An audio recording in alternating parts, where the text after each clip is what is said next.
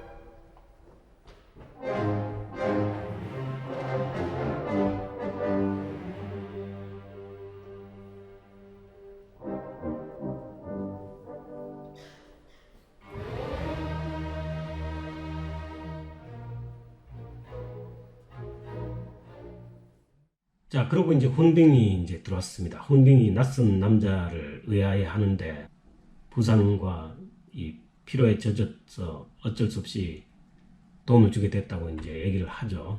그러면서 이제 혼딩은 뭐 아주 또 상남자이기 때문에 뭐 집안에 들어온 손님을 내칠 이유가 없습니다. 그렇게 해서 이제 이런저런 얘기를 하고 이제 식사 준비를 하게 되는 과정에서 지그문트가 어떤 사람인지 이제 묻습니다. 궁금해 하니까. 근데 여기까지 이제 지금 정리를 쭉 해보면은 지금 이 사실 이런 일이 이제 벌어진 겁니다. 자, 지금 이제 보타는 이제 반지로 인해 멸망을 두려워해 갖고 이제 영웅을 지금 만들려고 했었죠. 그래가지고 인간 세계를 내려와서 이제 인간 영웅을 만들기 위해 가지고 이제 인간 여성의 벨제라는 이름을 이제 바꿉니다. 어차피 인간 세상에서 살아야 되니까. 그리고 인간 여성과의 몸에서 이제 지그문트와 지글린데 이제 쌍둥이 남매를 낳게 되죠. 그래서 이제 한동안 이렇게 네 명이서 같이 살았던 것 같아요. 근데 여기서 이제 인간 세상에 이제 나이딩족이라는 이제 훈딩이 중심이 된 이 민족이 이 벨제가 중심으로 된 이제 벨중족입니다. 이게 지금은트 지글랜드를 포함해서 벨중족을 침략을 해가지고 그 엄마 인간 여성은 이제 죽음을 당했고 지글린드는 이제 납치를 당하죠. 납치를 당해갖고 이제 훈딩하고 이렇게 결혼을 하게 됩니다. 그리고 이제 벨지하고 그때 지그문트는 사냥을 나가고 없던 상태에서 이제 벌어진 일이죠. 그러다가 또 이제 지그문트와 벨제도 서로 헤어지게 됩니다. 이제 가족을 찾아 헤매던 지그문트가 어느 날 어떤 이제 그 라이딩족의 이제 원하지 않는 그 결혼을 강제로 하는 것을 발견을 하고 나서 그걸 도와주다가 어떻게 실수로 이제 살인을 저지르게 되죠. 그 신부의 그 오빠들을 죽여버리게 됩니다. 그러니까 이제 같은 라이딩족 입장에서 이제 훈딩은 그 살인마를 이제 찾으러 다니는 그런 차에 지금 이 지그문트가 지금 훈딩의 집에 지금 들어온 그런 상태입니다. 훈딩이 이제 드디어 원수가 만난 그런 상황이 돼버렸어요, 지금. 그러니까 이제 훈딩이 이제 이런 노래를 부릅니다. 거칠고 야만스러운 자가 있었는데 그게 바로 너구나.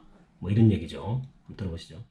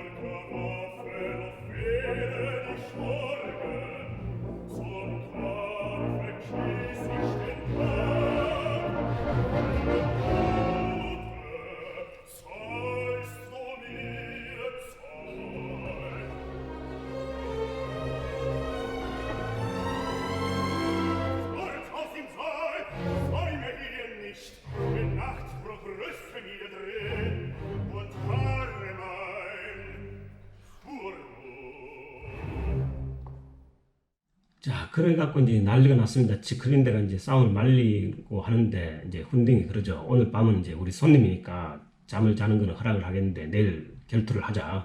무기 가지지 않은 사람과 결투를 할 수 없으니까 무기를 구해라. 뭐 이런 식으로 해가지고 이제 얘기를 정리를 했습니다. 지크린데는 중간에 끼어서 이제 굉장히 난감한 상황이 돼버렸죠. 그러면서 이제 지크린데가 이제 그 뜰에 있는 나무에 꽂힌 그 칼, 자기 아버지인 벨제가 나중에 나타날지도 모르는 이제 그 아들을 위해 가지고 꽂아놓은 칼입니다. 그 지그문트만이 뽑을 수 있는 그 칼을 이제 암시를 하는 듯한 이제 얘기를 하죠. 그 지그문트는 이제 이 결투 신청을 받았으니까 이제 결투를 해야 되는데 이제 무기도 없는 그런 상태에서 이제 고민을 하고 있는데 결국 지그린데가 그 검을 뽑을 수 있도록 이렇게 도와줍니다. 그러면서 지그린데의 아름다운 아리아가 이제 이어집니다. 들어보시죠.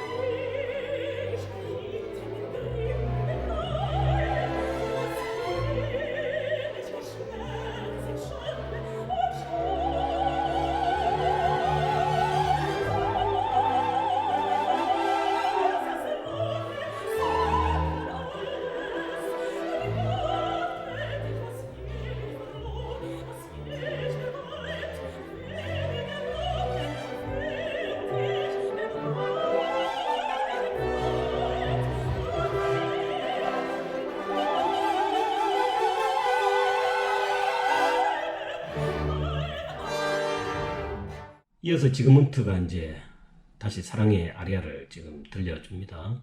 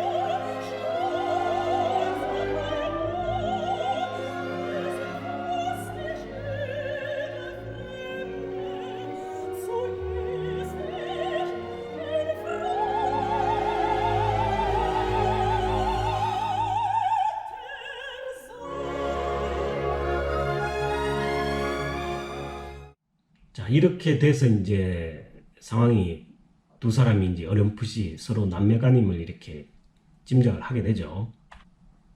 지글린드는 그 훈딩한테 이제 약을 먹여서 이제 그 잠에 빠지게 만들고 이제 주인을 찾은 검을 이제 지크문트는 이제 검을 뽑아들고 이 노퉁이라고 이름을 지으면서 이제 1막이 끝나게 됩니다. 그 2막이 이제 시작이 되면 이제 발키리에 이제 그 서주가 울려 퍼지는데 여기서 이제 발키리의 이제 기행하고는 좀 다른 서주입니다. 마지막에 이제 발키리의 동기가 부분이 연주가 되긴 되는데 한번 들어보시죠.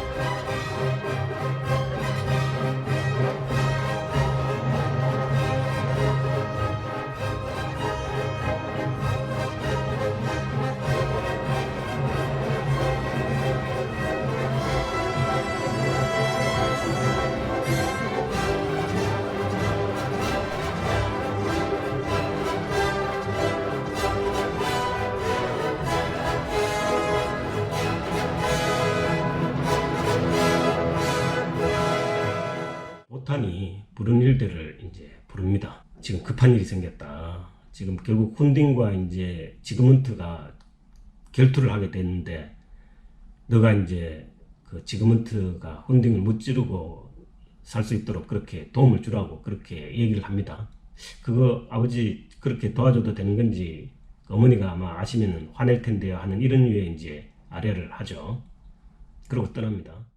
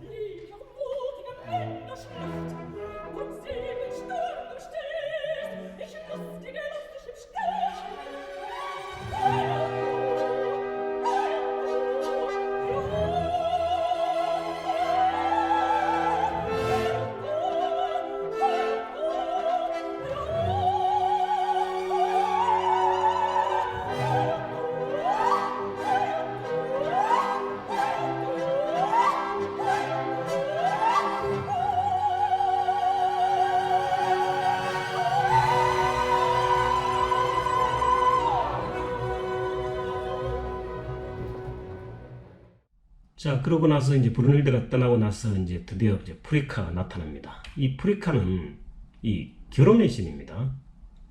그러면서 이제 엄청나게 지금 화가 났습니다. 프리카는 지금 이 보탄이 발할성을 이제 새로 짓고 나서 들어가면은 거기서 안주를 할 줄 알았는데 바로 그때 떠나가지고 이제 인간 여성과 자식들을 낳고 지금 살고 있는 이후에 지금 처음 만나는 만남 같아요. 이런 아리아를 부릅니다. 들어보세요.